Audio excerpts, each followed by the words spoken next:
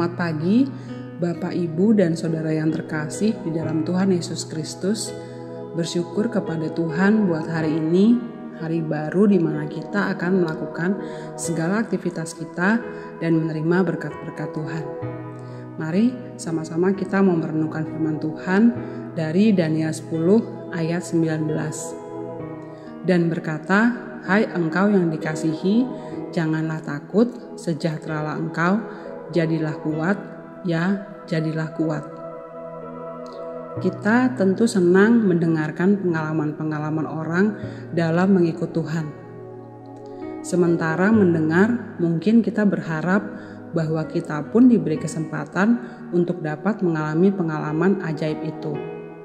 Tetapi, apakah pengalaman-pengalaman ajaib itu selalu menyenangkan? Pergumulan Daniel bagi bangsanya benar-benar serius. Daniel ikut pada rombongan pembuangan pertama ke Babel.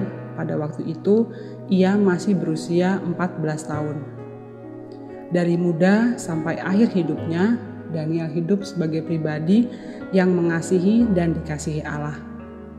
Kesetiaannya telah membuat Allah sendiri mengakui melalui malaikatnya bahwa Daniel adalah seorang yang sangat dikasihinya. Setidaknya 3 kali Gabriel, malaikat yang diutus Allah untuk membawa jawaban doa Daniel, menyatakan bahwa ia sangat dikasihi Allah. Hai engkau yang dikasihi, janganlah takut, sejahteralah engkau, jadilah kuat, ya jadilah kuat. Sebenarnya beratnya beban pekerjaan dan pelayanan, yaitu penglihatan-penglihatan yang Allah nyatakan, serta peperangan rohani yang dialaminya, sempat membuat Daniel takut dan lemah. Namun pernyataan, hai engkau yang dikasihi, meneguhkan dan menguatkan Daniel kembali.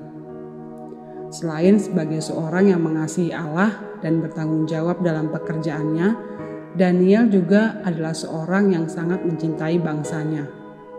Ketika merenungkan janji Allah kepada Nabi Yeremia, Daniel merasakan ada satu beban yang mendorongnya berlutut di hadapan Allah. Daniel memutuskan untuk berpuasa tatkala ia mengingat janji Allah yang akan membawa pulang dan memulihkan bangsanya. Dalam Daniel pasal 9 ayat yang kedua dan 3 dikatakan, pada tahun pertama kerajaannya itu, aku Daniel memperhatikan dalam kumpulan kitab jumlah tahun yang menurut firman Tuhan kepada Nabi Yeremia akan berlaku atas timbunan puing Yerusalem, yakni 70 tahun. Lalu aku mengarahkan mukaku kepada Tuhan Allah untuk berdoa dan bermohon, sambil berpuasa dan mengenakan kain kabung serta abu. Hati yang hancur merindukan pemulihan bangsanya membuat Daniel membayar harga untuk berdoa puasa dan merendahkan diri. Daniel rindu sekali mendapatkan hikmat Allah untuk dapat memahami apa yang sedang dan akan terjadi. Bapak, Ibu, dan Saudara yang dikasihi Tuhan, mungkin besarnya beban pekerjaan, keluarga, dan pelayanan melelahkan tubuh, jiwa, dan roh kita. Tapi kita tidak boleh dikalahkan oleh keadaan itu.